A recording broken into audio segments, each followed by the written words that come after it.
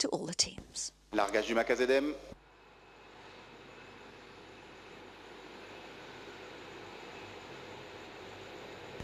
À tous de DDO, attention pour le début de la séquence d'allumage lanceur. Top, à 0-20 secondes. Largage du MAVKM, allumage triétage. À tous de DDO, attention pour le décompte final. 10, 9, 8, 7, 6, 5, 4, 3, 2, 1, top. Et décollage VSS.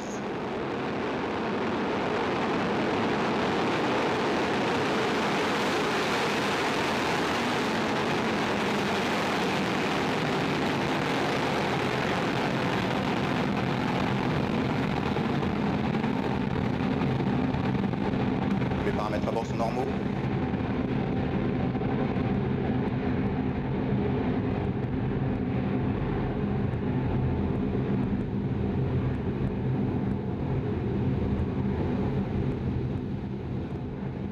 And they are off. Hispasat 36W-1. Du lanceur. The European Space Agency's first ever small GEO platform has begun its journey. Soyuz is hauling itself against the pull of our planet. The boosters are doing all the work at the moment. They're delivering 80% of the thrust right now. Les paramètres propulsifs sont conformes à l'attendu. He's telling us that the propulsion is as expected. So the booster's job is to get us away from Earth. We need a lot of firepower to do that.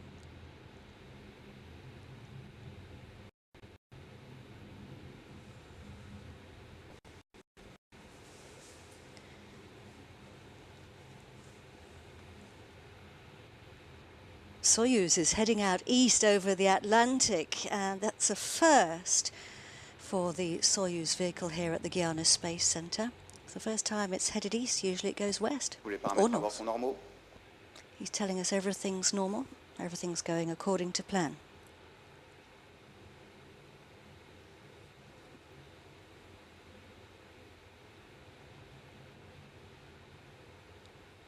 You can see our altitude there, 43 kilometers above the Earth, down at the bottom left, and this is the scheduled moment for separation of the boosters.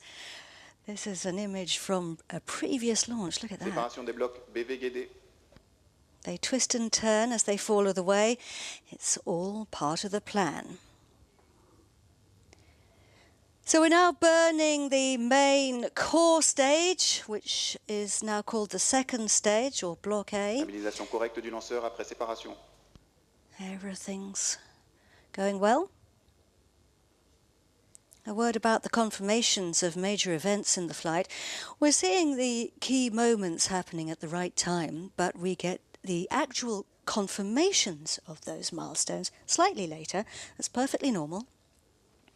That's because it takes a little time for the information to get from the launcher to the range operations manager here at the Guiana Space Center. And that's because it goes via Moscow, where it's validated before coming to the Launch Control Center here at the CSG. Le déroulement du vol est conforme à l'attendu. Top right-hand side of the screen is the trajectory, the planned trajectory. The white dot is the actual position of the launcher. Distance in the bottom middle there is the distance from the pad if you were to draw a line along the Earth. So we are now jettisoning the fairing that was protecting the satellite during the launch.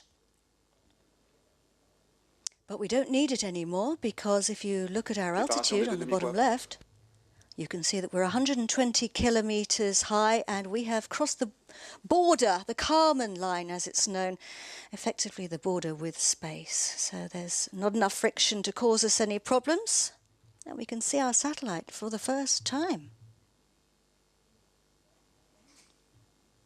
Les paramètres bord sont normaux.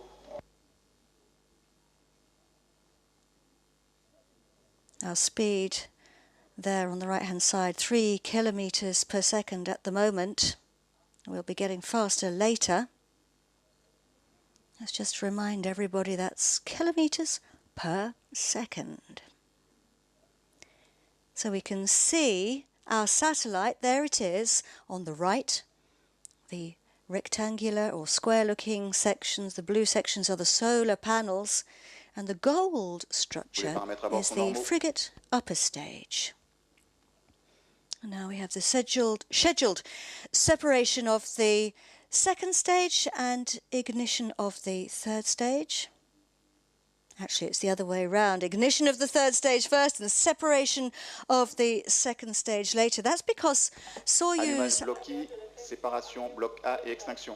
There we go, have the confirmation there. Soyuz uses what's called a hot stage technique. That means that the third stage switches its engine on while the second stage is still burning. That's why the Soyuz has an open area in between the second and third stages, a kind of lattice work area.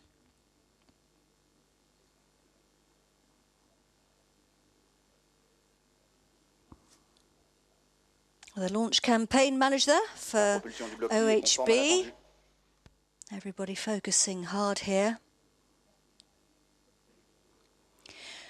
The computer-generated images that we are looking at, there they are, that's showing us what the experts have calculated is happening. Le vol se déroule comme attendu. This was 6 minutes and 7 seconds ago. The 16th Soyuz to lift off from the Guyana Space Center. It's the first time it's flown east, but it's also the first time that it's carried a satellite or carrying a satellite to geostationary orbit from the Guyana Space Center. Not the first time that Soyuz has taken a satellite to geotransfer orbit, but the first time from here. Galileo on the top left of these are the tracking stations you can see here. Galileo is the one at the Guyana Space Center. And Natal is the next one to pick up the signal. That's in northeastern Brazil.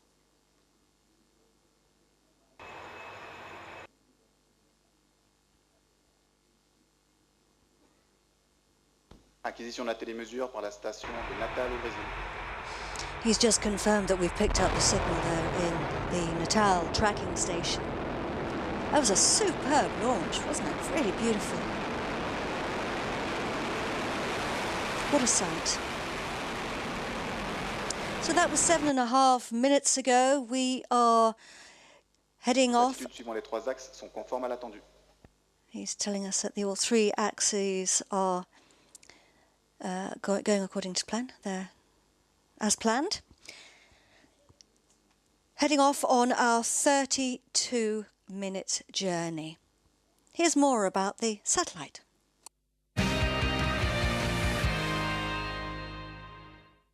Hispasat 36W-1, previously called Hispasat AG1, has been built by OHB System AG in Germany based on the new small GEO platform, which has been developed under ESA's Artist for Advanced Research in Telecommunication Systems program.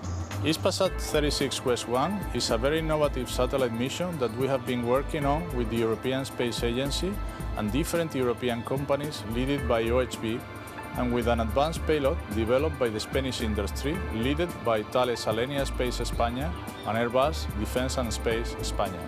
It is an excellent example of what public and private collaboration in the space sector should look like. We are sure that it will become a reference for the future PPPs in space in Europe. We would like to thank Hispasat and ESA for the confidence put in Arianespace and its fleets of launch vehicles, and I look forward to seeing you soon for a future launch campaign. Absolutely, and there's Beatriz there, who is indeed Spanish. And a big welcome to all the Spanish delegation and also to the German delegation here today at the Guyana Space Center.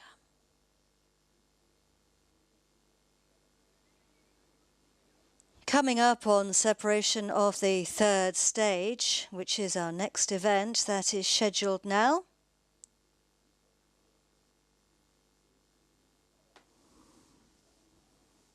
Superb images, you can see the curvature of our planet there.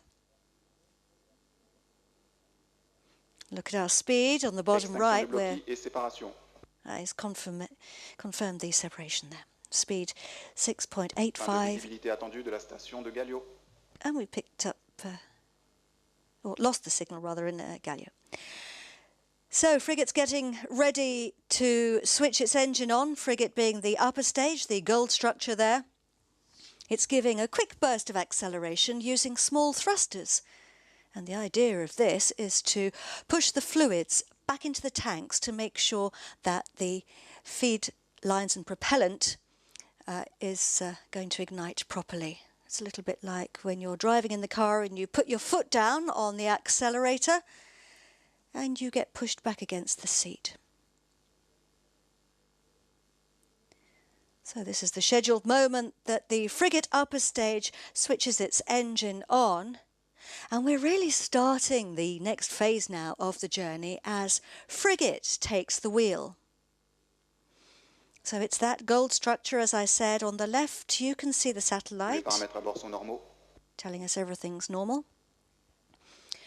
And frigate actually has 6 spherical tanks, and they're organised in a circle. 4 of those contain propellant, and then 2 of them are for avionics. That's what you normally find in the cockpit of a plane. The flight control systems, navigation, communications, that sort of thing. Confirmation du premier allumage du moteur frégate. Yep, we've had confirmation there. The frigate upper stage has indeed turned its engine on. And the satellite is attached using a very special dispenser.